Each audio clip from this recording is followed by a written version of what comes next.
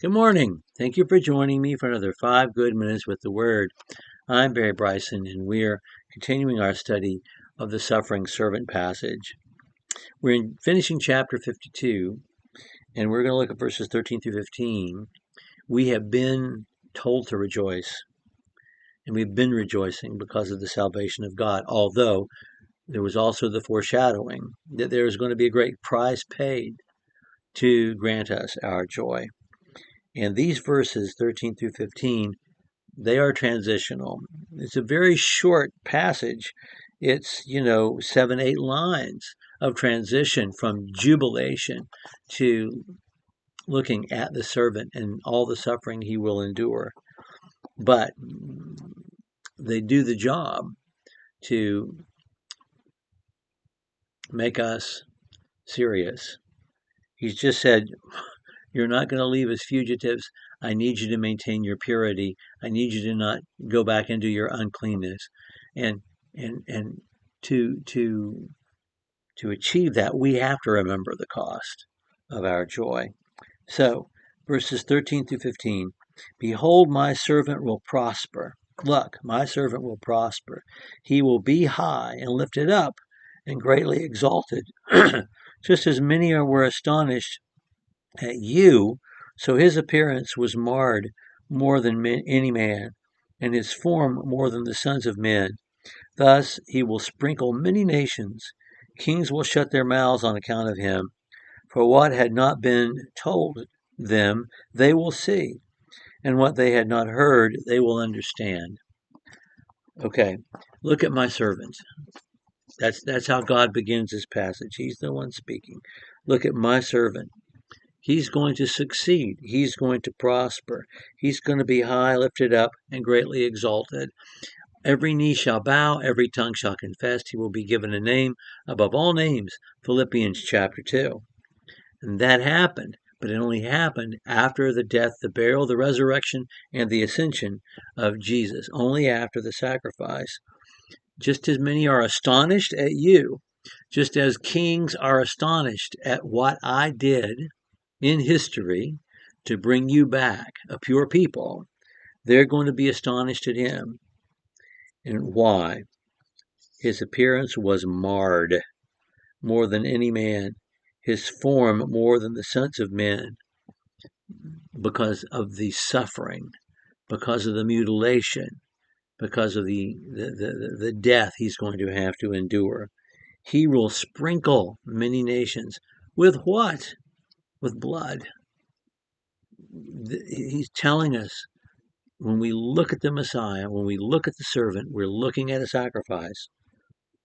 And people are going to have their mouth stopped. Kings are going to say, we never expected it to be this way. But it was.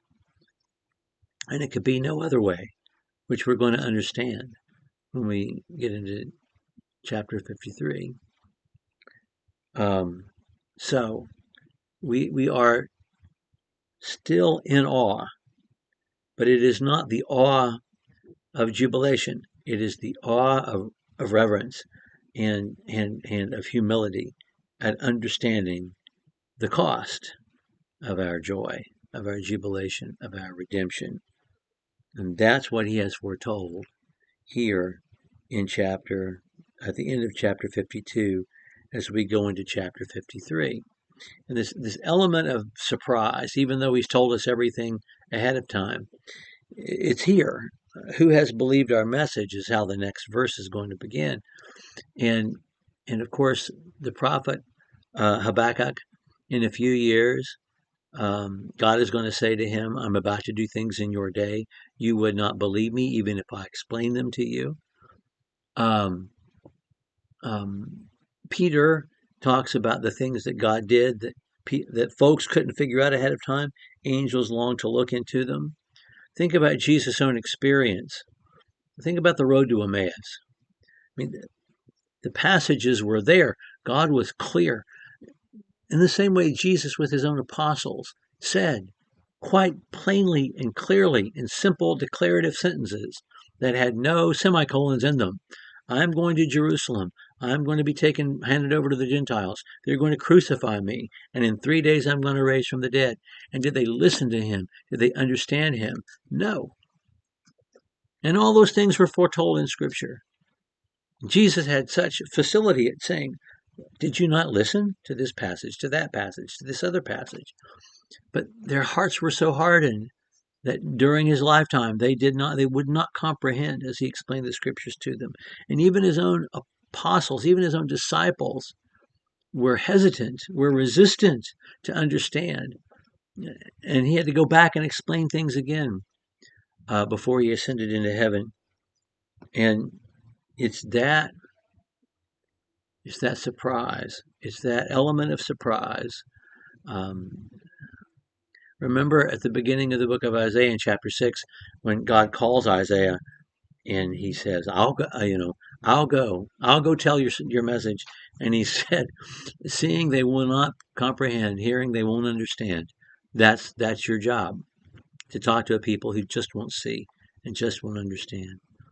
And it's that theme that will continue on as we begin to do the thing God has asked us to do, which is look at the Messiah. Okay, we'll pick up with chapter 53, verse 1 next time. Thank you for joining me for another 5 good minutes with the Word.